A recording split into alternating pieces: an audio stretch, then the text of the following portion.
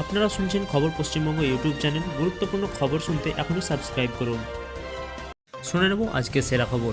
বুধবার সকাল থেকেই দক্ষিণবঙ্গের আকাশ ঘন মেঘে ঢাকা, মাঝে মাঝে হালকা থেকে মাঝারি বৃষ্টি চলছে। বিশেষ করে দক্ষিণ চব্বিশ পরগনা, কাকদ্বীপ ও সুন্দরবন অঞ্চলে মন্থার প্রভাবে সবচেয়ে বেশি দেখা যাচ্ছে। সকাল থেকেই দমকা হাওয়া বইছে উত্তাল সমুদ্র উপকূলবর্তী এলাকাগুলিতে। প্রশ্ন উঠছে, এই বৃষ্টি কতদিন চলবে বাংলায়? দেখে নেওয়া যাক রাজ্যের আবহাওয়ার আপডেট। অন্ধ্র উপকূলে আছড়ে পড়ার পর ক্রমে শক্তি হারিয়েছে ঘূর্ণিঝড় মন্থা। মঙ্গলবার গভীর রাতে দক্ষিণ কাকিনাড়ার কাছে নার্সাপুর এলাকায় ল্যান্ডফল হয় ঝড়টির। সেই সময় ঘূর্ণিঝড়ের গতিবেগ ছিল ঘন্টায় প্রায় 110 কিলোমিটার। ল্যান্ডফলের পর থেকে মন্থার তীব্রতা ক্রমশ কমছে। আগামী কয়েক ঘন্টার মধ্যেই তা গভীর নিম্নচাপে পরিণত হতে পারে বলে জানা গিয়েছে আবহাওয়া দপ্তর থেকে।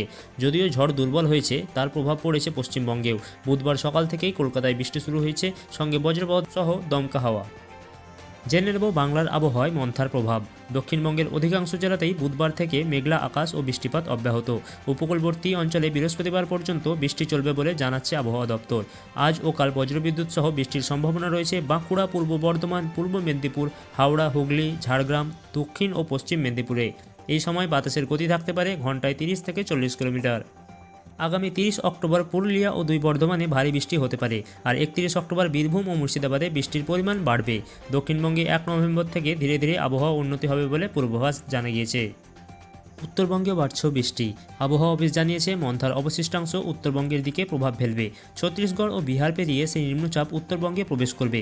জলপাইগুড়ি, মালদা ও দার্জিলিংয়ে 30 ও 31 অক্টোবর ভারী থেকে অতি ভারী বৃষ্টির সম্ভাবনা রয়েছে। তবে 2 নভেম্বর থেকে উত্তরবঙ্গের আবহাওয়া ধীরে ধীরে স্বাভাবিক হবে বলে জানা গিয়েছে। জানবো কলকাতার আবহাওয়া সম্পর্কে।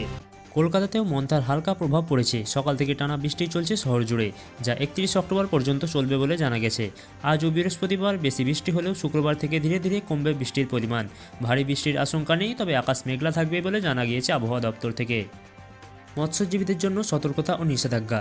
ঘূর্ণিঝড় মন্থার প্রভাবে দক্ষিণ ও মধ্য বঙ্গোপসাগর থেকে শুরু করে উত্তর পশ্চিম বঙ্গোপসাগর পর্যন্ত সমুদ্র এখন অত্যন্ত উত্তাল। নিরাপত্তার স্বার্থে রাজ্য প্রশাসনের তরফে কঠোর নির্দেশ জারি করা হয়েছে। উপকূলবর্তী এলাকায় থাকা সমস্ত মৎস্যজীবীদের মঙ্গলবারের মধ্যে স্থলে ফিরে আসতে হবে বলে ঘোষণা।